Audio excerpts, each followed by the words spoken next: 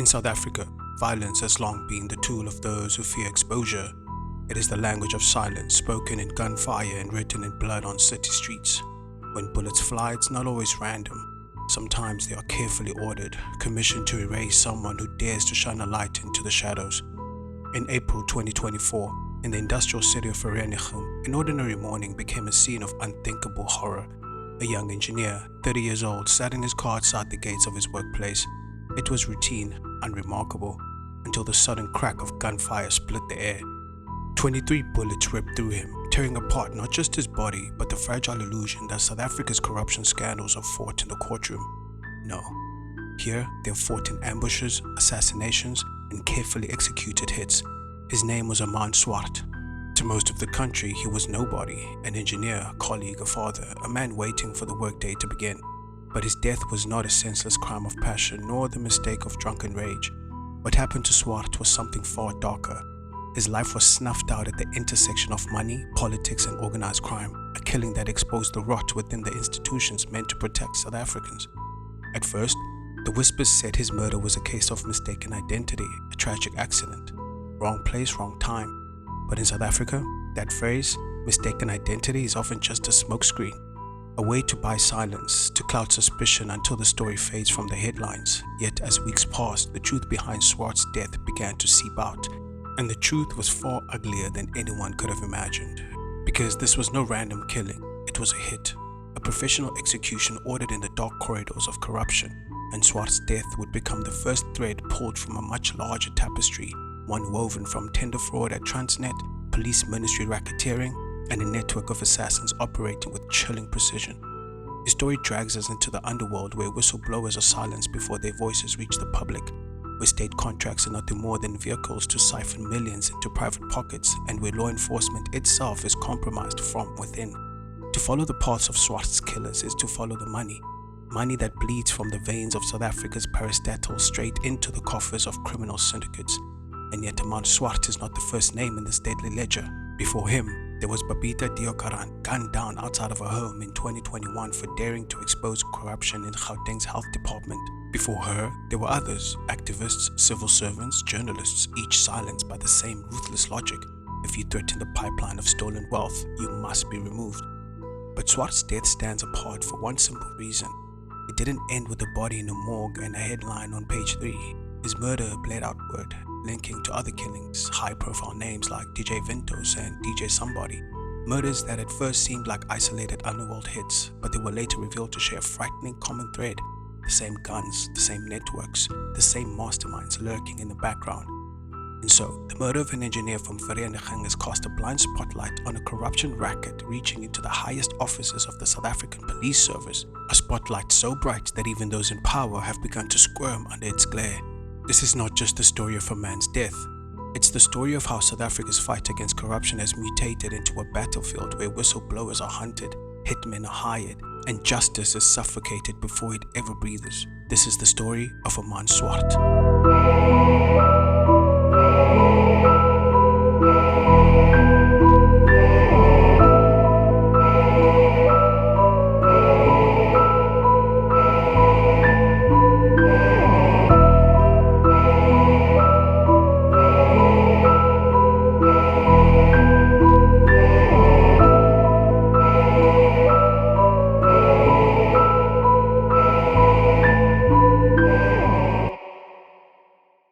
Before we begin, a quick reminder, if you're interested in broader coverage of crime from solved cases to ongoing investigations, make sure you check out our sister podcast, Crime Central South Africa. While Unsolved Murders SA focuses strictly on unresolved cases, Crime Central explores a wider lens of South African crime stories, giving you context and commentary on everything from high-profile trials to grassroots community struggles with violence. Both shows are part of our commitment to examining crime in South Africa, its causes, its consequences, and the stories of the people caught in between. Corruption in South Africa isn't just a paper crime, it's a system with muscle. It reaches from boardrooms and bid committees into streets where intimidation, extortion, and murder enforce the rules of a parallel economy. The public sees the headlines, tenders rigged, billions misspent, commissions of inquiry. But behind the scenes, corruption is protected by a ready supply of private enforcers, men who make problems disappear. In that world, an invoice or a signed memo is only half the story. The other half is carried out with threats, petrol bombs, or bullets. A useful place to start is with what the country learned from the Zondo Commission into state capture. Across volumes that ran to thousands of pages, the Commission documented how corrupt networks penetrated key state institutions, state-owned enterprises, law enforcement, ministries, and then manipulated appointments, policies, and procurements to funnel public money to private interests. Transnet and Eskom featured heavily: locomotive contracts, logistics deals, consulting arrangements, all wrapped in patterns of inflated pricing and manipulated processes. The larger point was structural, not anecdotal. Corruption operated as a system, not a series of isolated scandals. When a system like that matures, it develops guards. In South Africa, one of those guards is targeted violence, assassinations that send a message to rivals, whistleblowers, or officials who won't play along. Independent tracking by the Global Initiative Against Transnational Organized Crime, or GTOC, recorded 131 targeted killings in 2023, only slightly down from 2022. The killings cluster into four big buckets: organized crime disputes, taxi industry conflicts, political killings, and a small remainder of personal murders dressed up with hired guns. That breakdown matters because it shows how procurement politics, transport rackets, and criminal markets overlap and share the same tools. Two of those reservoirs deserve special attention. First, the minibus taxi industry, which has a long, well-documented history of contract killings tied to route control and association power struggles. Second, KwaZulu-Natal's criminal ecosystems, which GTOC identifies as a persistent recruiting pool for hitmen. Networks forged in taxi wars or local gang conflicts become available for hire when politics or business needs quote-unquote security services. Disrupting targeted killings, GTOC argues, requires disrupting those recruitment pools, not just arresting the triggerman after the effect. A third arena, now unmistakable, is construction and infrastructure. Over the last decade, so-called quote-unquote business forums, often labeled as the construction mafia, have evolved from community-based demands for inclusion into well-organized extortion rackets. They invade sites, halt work, and demand a cut of project value or subcontract allocations. The result is a national drag on investment, blown budgets, and a pipeline of stalled public works. Government acknowledges the problem. In 2024, the new Public Works Minister, Dean McPherson, described construction mafias as a top investor risk, detailing how violence and political collusion stop projects in their tracks. Parallel analysis shows the same pattern in Gauteng and beyond. Construction, township enterprise, and even water services are targeted by structured extortion economies. Put these strands together and a picture emerges. Procurement corruption creates contested rents, future cash flows from inflated tenders and manipulated contracts. Criminal groups, or insiders who hire them, step in to defend those rents. On construction sites, that looks like armed quote-unquote business forums forcing their way into project budgets. In state-owned enterprises and departments, it looks like intimidation of officials, break-ins at offices, quote-unquote warnings left on windscreens, and, in a growing number of cases, hits on people seen as threats to the flow of money. GTOC's numbers make the scale clear. The Zondo record explains the incentives. Together, they show why corruption isn't just theft, it's governance by coercion. This is where law enforcement should counterbalance the system, but the reality is complicated. The very institutions mandated to investigate and prosecute, police, specialized units, sometimes municipal or provincial structures, have themselves been targets for capture, sabotage, or simply capacity depletion. The Zondo findings included evidence of interference in law enforcement appointments and priorities. Prosecutorial capacity has been rebuilt slowly, with a specialized investigating directorate set up to handle complex corruption cases. But every case that touches powerful interests runs into familiar obstacles: witness intimidation, leakages of sensitive information, case delays, and the sudden unavailability of key suspects. Each failure or stall feeds the perception on the street and in boardrooms that violence pays and accountability doesn't. The extortion economy now reaches far beyond building sites. Analysts describe four linked markets in Gauteng alone: construction, township enterprise, water, and transport, where criminal groups extract value by suppressing competition and threatening anyone who resists. Their quote-unquote state capture in miniature model relies on a few corrupt officials, a handful of violent enforcers, and a steady stream of cash skimmed from service delivery and procurement. It's not unusual to find the same names orbiting different schemes: a fixer tied to a tender board here, a gang boss leveraging muscle there, a counselor who looks the other way. The mechanics are mundane: letters, security contracts, change orders, but the enforcement is not. When the target is a whistleblower, the pattern becomes brutally simple. First come the threats, then the tailing, the surveillance, the break-ins. If the message doesn't land, the enforcers do. South Africa's recent history offers grim examples across sectors from health procurement to municipal finance to parastatals, where people who raise alarms were attacked or killed. In the language of criminal markets, this is a risk assessment spent on intimidation today to secure a much larger stream of illicit income tomorrow. GTOC's tally of political and organized crime assassinations shows that this quote-unquote risk assessment is no abstraction. It's a method used dozens of times every year. Zoom out, and the underworld isn't a separate city beneath our feet. It's a service industry plugged into corrupt opportunity. Need to swing a tender? There are fixers for that. Need to quiet a committee member, a journalist, or a rival bidder? There are specialists for that too. The same networks that once fought over taxi routes or controlled nightclubs now monetize public budgets because public budgets are where the reliable money is.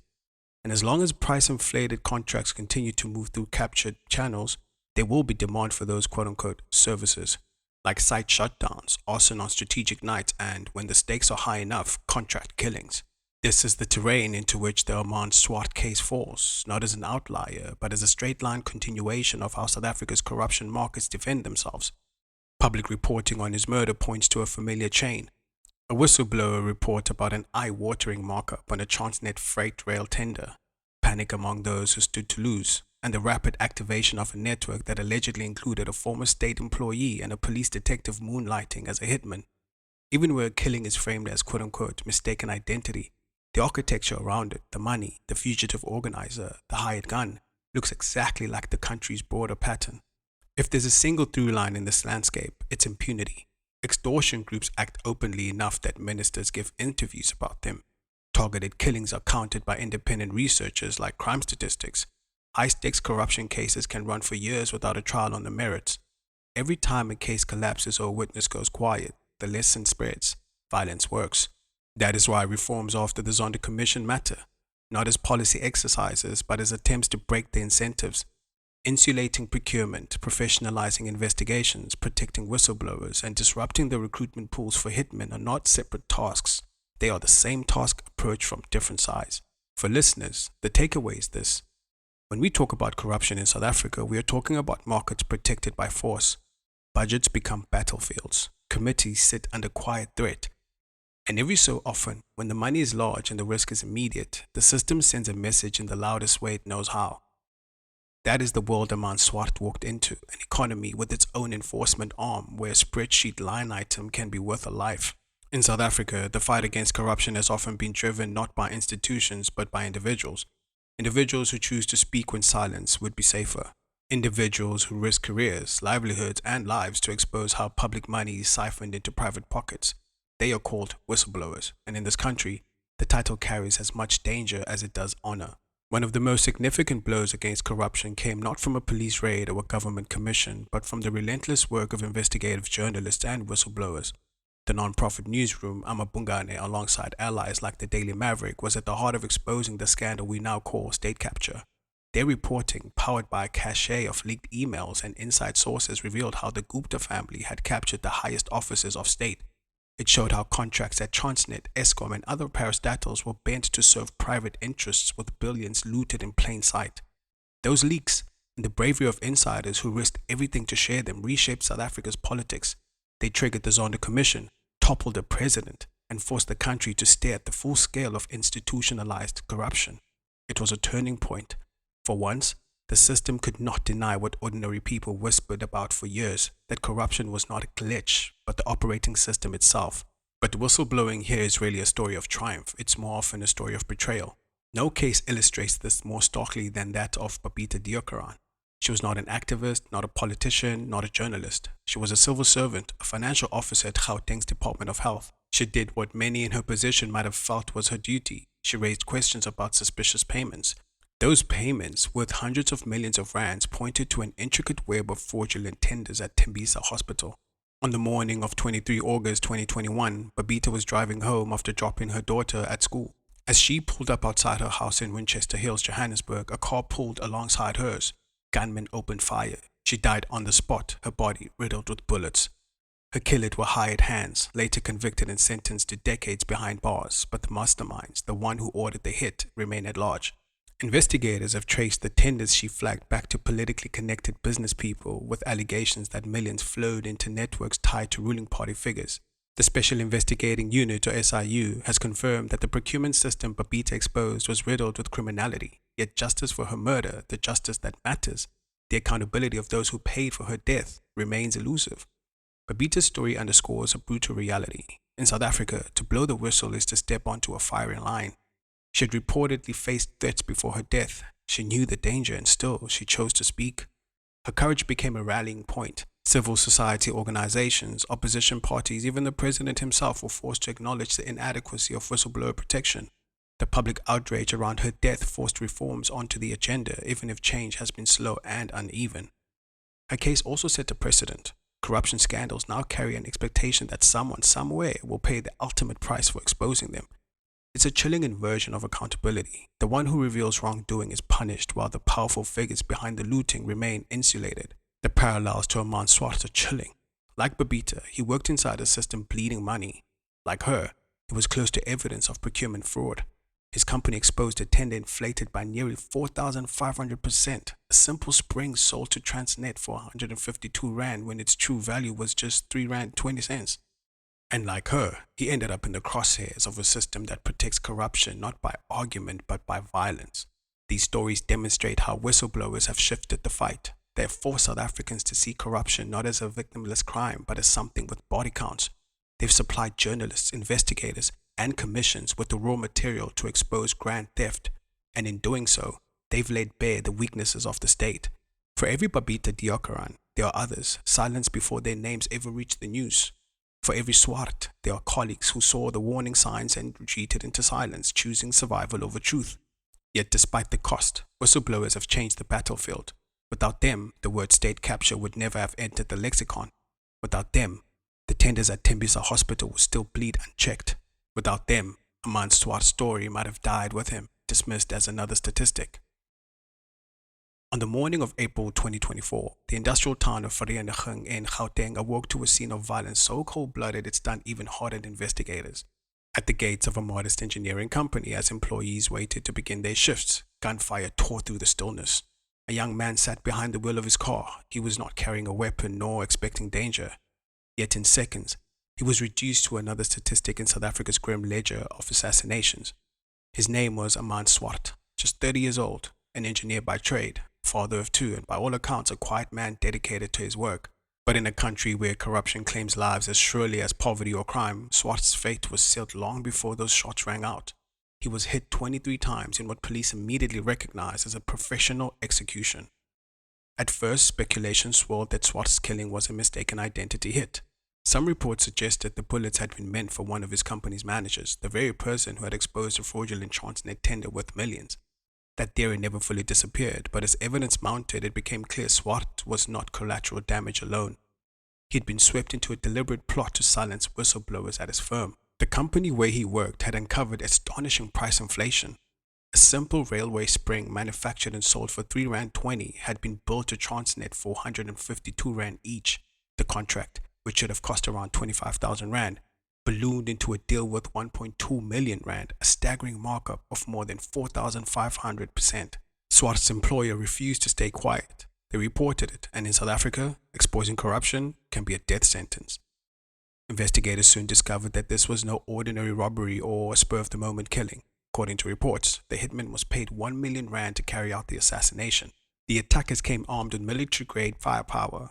After the shooting, police recovered a getaway car with fake license plates and inside it, an arsenal of weapons including an unlicensed AK-47. Within days, police made arrests. 3 men were taken into custody.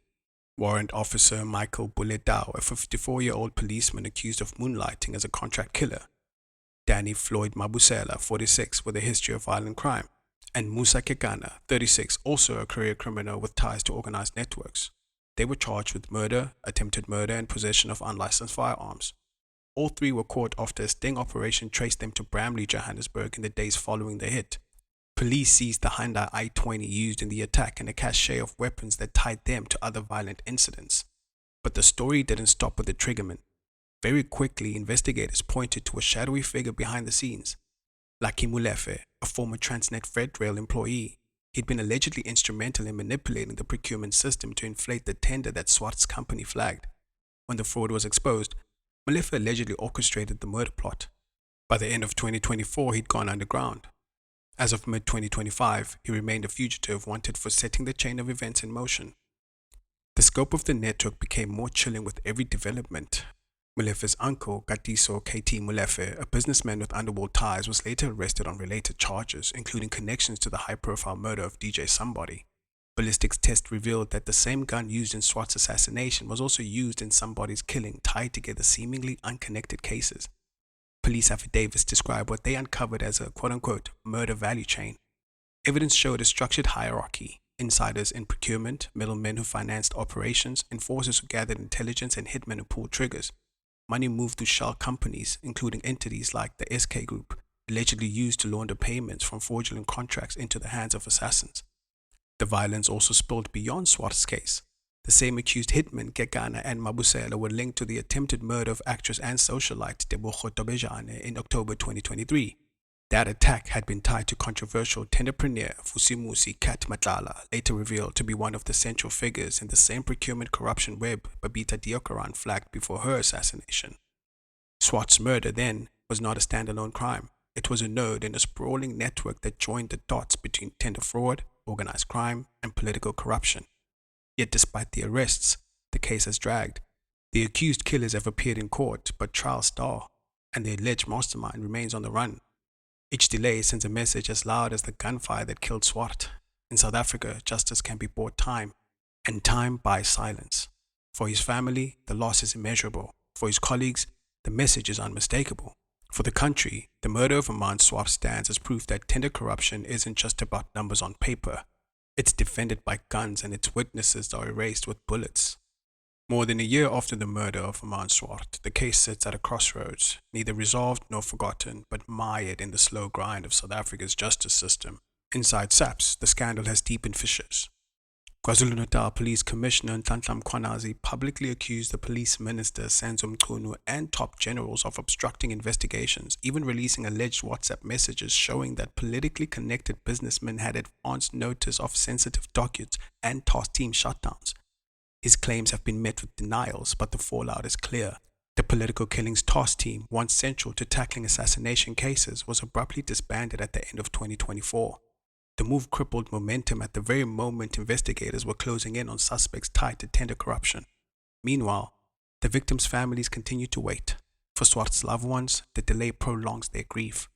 As of now, the case against Tao, Kekana, and Mabusela continues through the courts. The state has opposed bail, citing the risk of intimidation and the organized nature of the crimes. But trials in South Africa can take years, especially when suspects have resources and connections.